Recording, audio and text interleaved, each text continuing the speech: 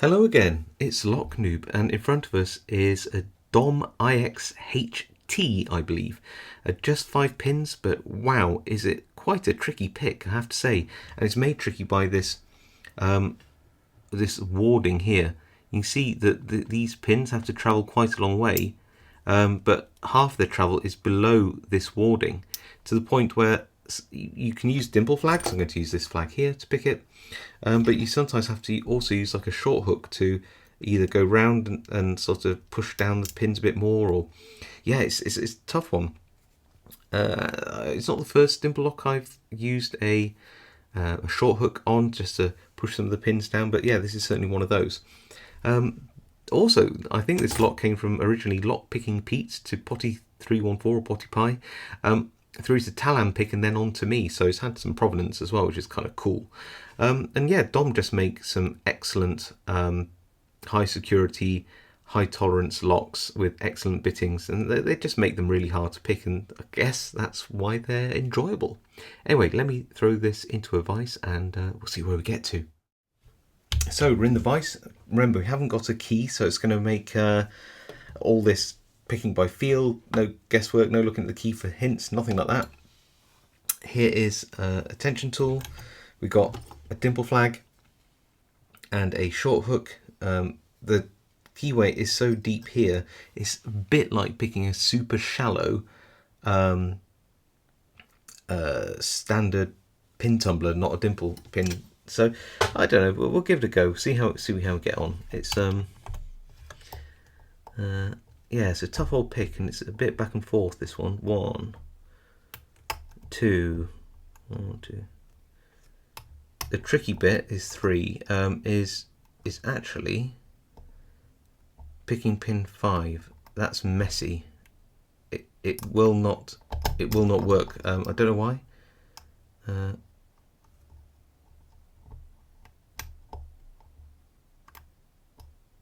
And we're on 5 now. It always wants to overset, so 2, 3, 4.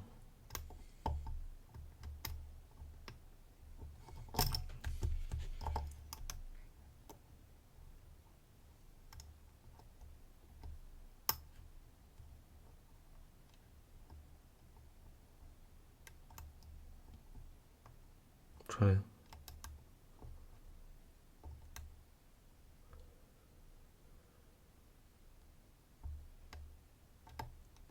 Set it as lightly as I can. Don't think I did a very good job there. 1, 2, 3. Come on. 4, 5. Oh, just pulse the tension and 1 to pop back up. 2, 1. Good.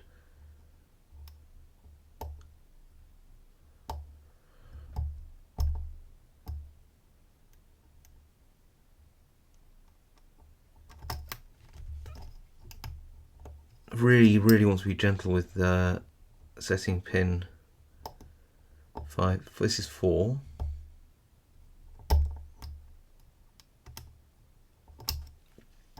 Okay, good. Back to 1, 2.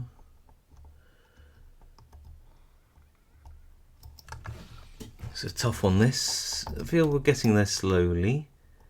Slowly being the operative word here, but you know, it's about, I don't know what pins this lock's got, but it feels tough, you know, not like standard spools and things.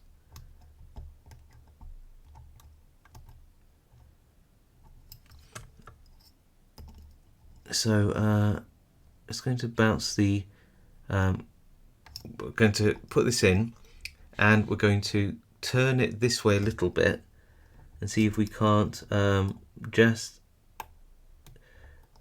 bring up pin 5 again, and then see if we can't get on top of pin 4. I'm just keeping trying to set pin 5 to the right height if I can. It's hard and it doesn't really want to set properly, so I feel it's overset even now, so I just need to, again, what I'm going to do is put this in, add a little bit of counter rotation one way, and try to bring up the pin 5 like that. It's like you can use the flag weirdly as a way to balance tension between what the tension this way and tension that way. You can sort of, as long as you get it off the pins like this and use the warding, you can sort of control left and right how much tension you put on the lock. And I think, and I don't know for sure, that pin 5 is now set. I felt that core go, so I'm going to just tap the tops of the pins now with this hook with light tension. Why light? It's because just tapping the pins, if they're overset under super light tension, can I said if they're overset, like that, see this little core movement, just allow the core to move a bit freer. So I think I might have overset some pins, that's why I'm just gently sort of tapping on the tops of these pins under super light tension to see whether anything wants to sort of pop up and say hi.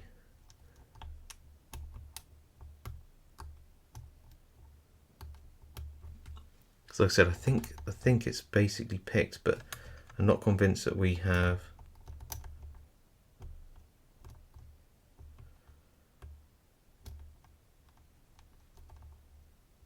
either everything's set or I've overset something. The other way to do it, of course, is just to give it a gentle rake.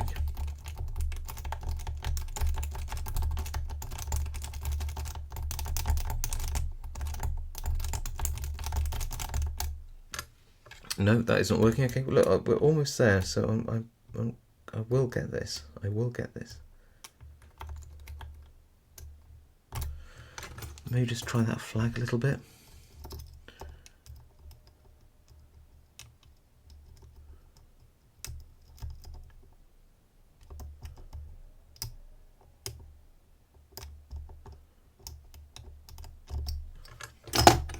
Maybe in the back of the pick. Let's have a go. I'm hoping to sort of, anything's overset, I'm trying to jiggle back up into the keyway. There we go, got it. And it was, something was definitely overset there and needs to just come back up. I've got no idea what's inside this lock, but what I do know is it looks really easy. It's like a little 5-pinner, but there's something really, really not right going on inside here. And I must find out what. Let's find out together though. Oh, don't come out. I know some passive elements in here, but they don't affect anything. Move that all the way out of the way. Get a shim, if that's going to help. It can't not help, can it? Turn that way. I just hope that I can get a shim in there, really. I wonder if it's because I've got some of those passive elements in there. Okay, I think the shim's gone in. Follower, I did have a follower with me. Okay, and the pins are, I always get this wrong, so I'm going to check. There, aren't they? So if I push it out this way,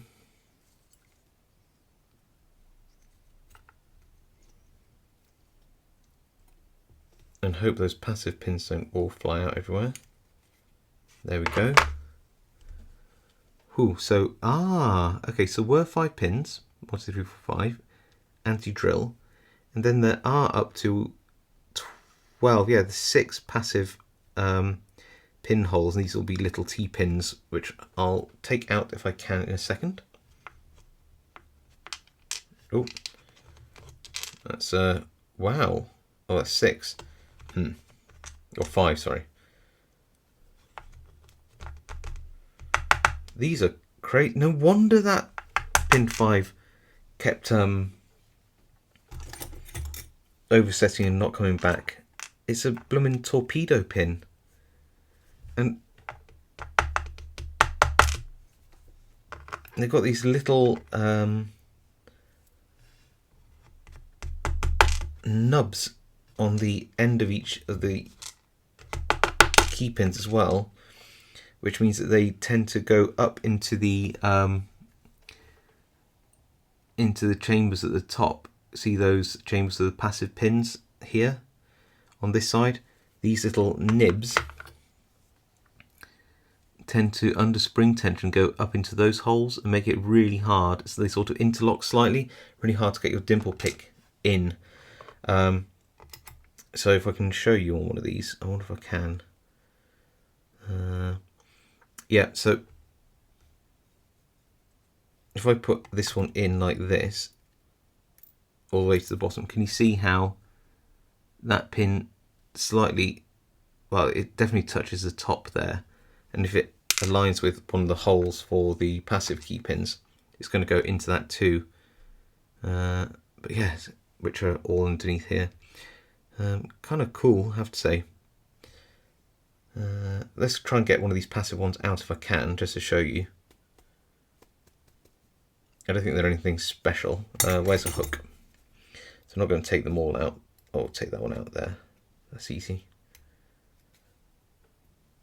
There you go. They're like a little T-pin.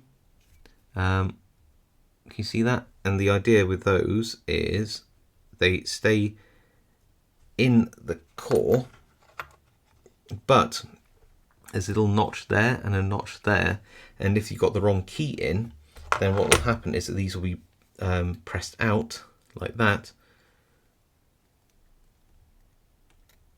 There, like that, and they'll dig into these little holes in the side of the body, stopping the core from turning even if the bitting's correct, because it's basically key control. Oh, okay, little sort of anti-bump style barrel, a T-pin spool. That'll explain why it's very easy to sort of over and underset these pins. All steel as well, so they don't give the same kind of squishy feedback. Another brass sort of anti-bump style barrel pin, and another pin which just leapt onto the floor, and I've picked it up there. There we go. Okay. Springs are all brass, so I'm not going to take those out. Nothing much to say about those. And here we go. Look at these. Yeah, so I want to have a look at these in turn. So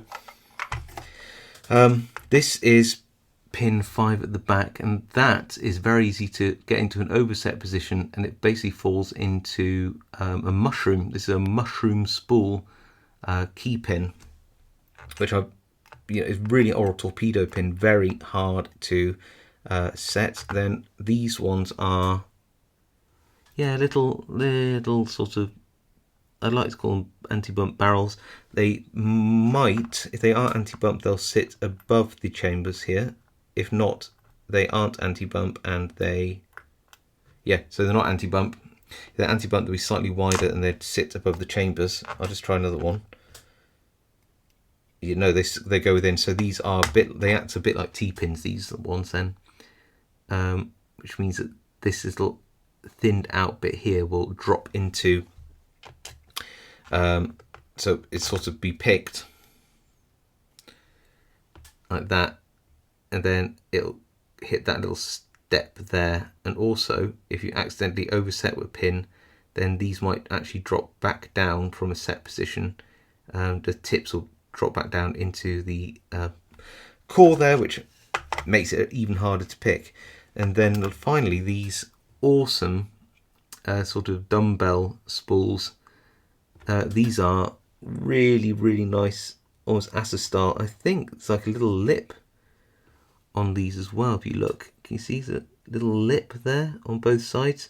So they do act like sort of serrated T-pin spool type things. Horrible to pick, really horrible. And again, easy to overset and underset. So yeah, a tough old lock, this one, have to say. My fingers are sore from picking this.